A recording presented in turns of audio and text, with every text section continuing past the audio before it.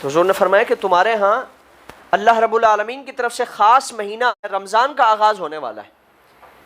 جس کا پہلا عشرہ رحمت ہے، یعنی اس کی طرف سے رحمتوں کی برسات نازل ہوتی ہے، بارشیں نازل ہوتی ہیں۔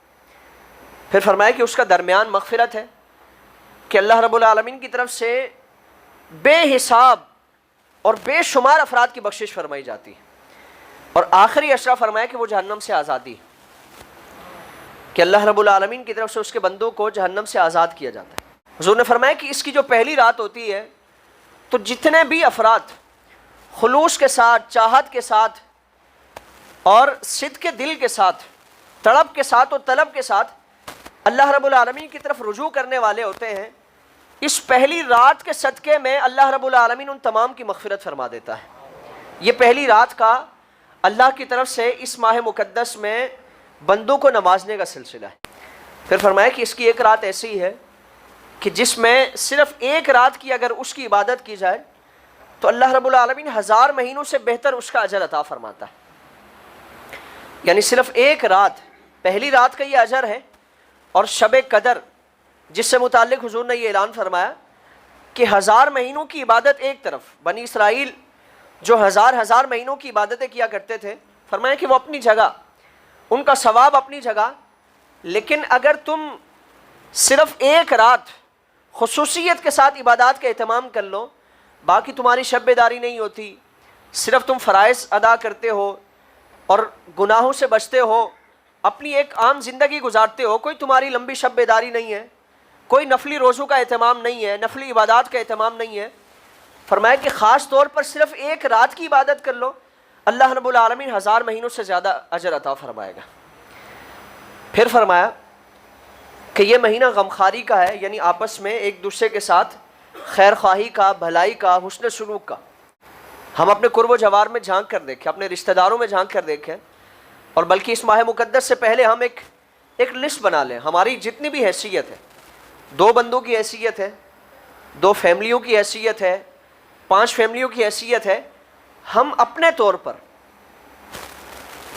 ہم حکومتوں کو کوستے ہیں، یقیناً کوتاہیاں ہیں اور بہت زیادہ کوتاہیاں ہیں۔ حکومت کا کام عوام کی فلاح و بہبود کے لیے منصوبے اور اس طرح کے کام کا آغاز کرنا ہے، عوام کے دکھ سکھ میں ان کی مدد کرنا ہے، اس کی تو خیر توقع ان سے نہیں کی جا سکتی، لیکن اللہ نے ہمیں ذاتی طور پر، انفرادی طور پر جو حیثیت عطا فرمائی ہے، ہم اس کا استعمال کریں۔ اگر ایک بندے کو ہم اس کی مدد جس حد تک کر سکتے ہیں اس سے تو آغاز کریں، اور خصوصیت کے ساتھ اس ماہ مقدس میں آغاز کریں۔ یعنی ہمارے دسترخوان پر اگر 6 چیزیں سحری اور افطاری کے وقت موجود ہوتی ہیں، اگر ان میں سے 2 نہ ہوئی، 3 نہ ہوئی، 1 نہ ہوئی، تو کیا ہمارا روزہ قبول نہیں ہوگا؟ ہمارے روزے کی قبولیت پر کوئی فرق آ جائے گا کہ اگر افطاری میں 6-7 چیزیں موجود نہیں ہوں گی؟ بلکہ اگر خیر خواہی کی نیت سے اور مسلمانوں کے ساتھ ہمدردی اور غمخواری کی نیت سے ہم آدھے دسترخوان کی چیزیں اٹھا کر پڑوس میں بیچ دیں گے، تو پھر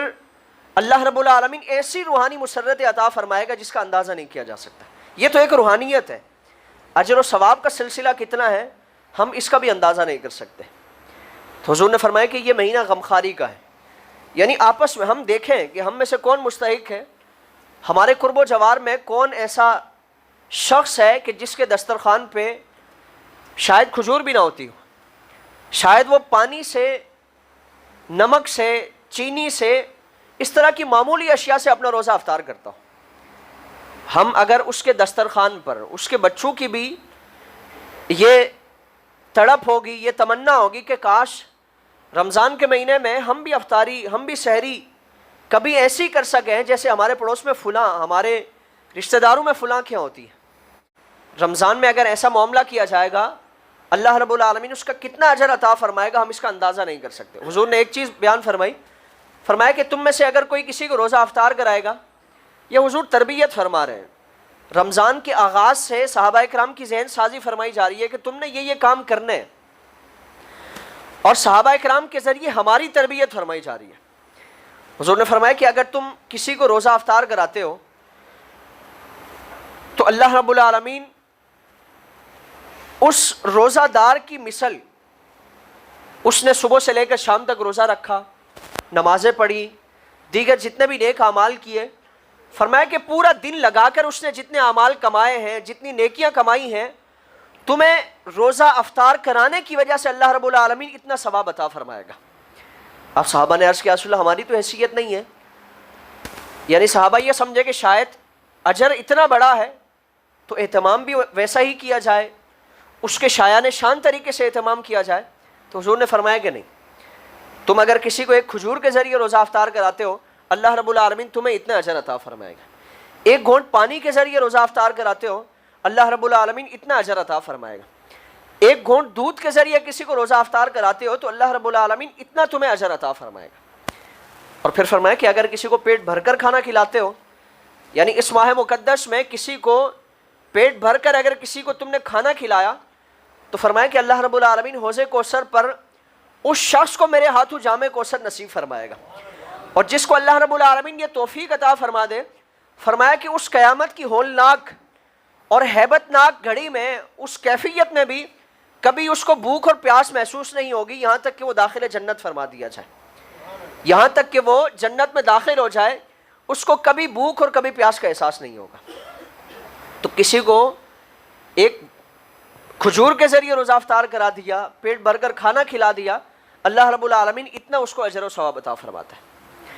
پھر فرمایا کہ اگر کوئی اس ماہ مقدس میں کوئی اپنے ملازمین پر، اپنے خادمین پر ان کے کاموں میں تخفیف کرے گا، اگر اپنے ملازمین پر، ظاہر ہمارے ملازمین کا بھی روزہ ہے، جس طرح ہم روزے کی کیفیت میں ہیں، تو اب اس شخص نے بھی، ہمارے ملازم نے، ہمارے خادم نے بھی روزہ رکھا ہے، اگر فرمایا کہ کام کے معاملے میں اس پر تخفیف کی جائے گی تو اللہ رب العالمین جہنم کے عذاب سے اس کو محفوظ فرمائے گا، جہنم کے دوزخ کے عذاب سے اللہ رب العالمین اس کو نجات عطا فرمائے گا۔ پھر ایک اور چیز فرمائی جو آج کل ہمارے معاشرے میں بالخصوص رمضان کے مہینے میں بالکل غائب نظر آتی ہے۔ رمضان کا پہلا روزہ ہوا، آغاز ہوا، اب ہر شخص ایسا بے صبری سے، جلد بازی سے ہمیں بھرا ہوا نظر آتا ہے، اور جذبات ایسے عروج پر ہوتے ہیں جیسے روزہ رکھ کر کوئی احسان کیا ہوا ہے، اور ہر کسی کو بتایا جاتا ہے کہ میں روزے سے ہوں۔ حضور نے فرمایا کہ یہ مہینہ صبر کا مہینہ ہے، بے صبری کا مہینہ نہیں ہے۔ کسی نے تھوڑا سا ہمیں اوورٹیک کیا گاڑی چلاتے ہوئے،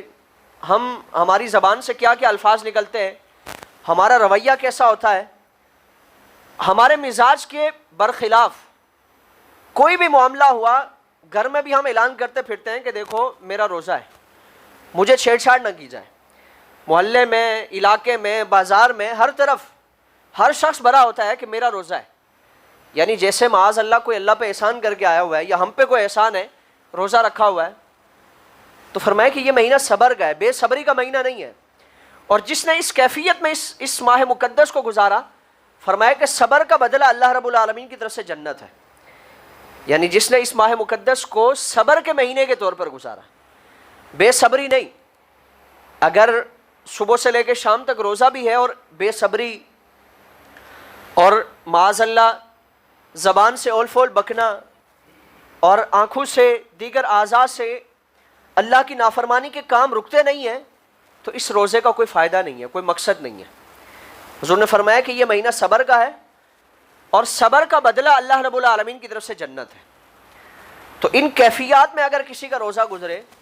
کسی کا یہ ماہ مقدس گزرے، تو پھر اس کے لیے مبارکباد ہے۔ ورنہ اگر اس کے برعکس معاملہ ہوا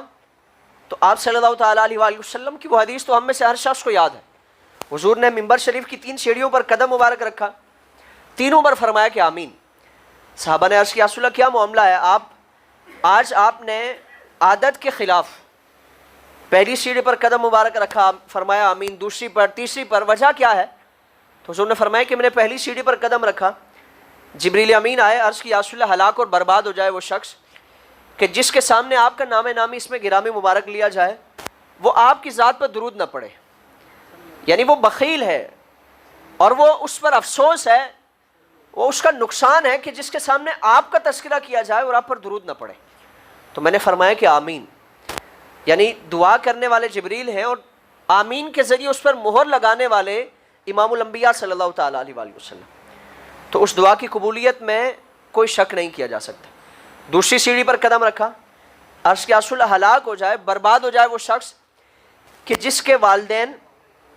یا والدین میں سے کوئی ایک بڑھاپے کی عمر میں اس کے پاس ہوں اور ان کی خدمت کر کے اپنے لیے جنت حاصل نہ کر سکا، تو میں نے فرمایا کہ آمین۔ اور تیسری دعا جو جبریل امین فرشتوں کے سردار نے کی اور انبیاء کے امام نے اس پر آمین فرمائی، وہ کیا ہے کہ جس نے اپنی زندگی میں رمضان کا مہینہ پایا اور اس کا احترام کر کے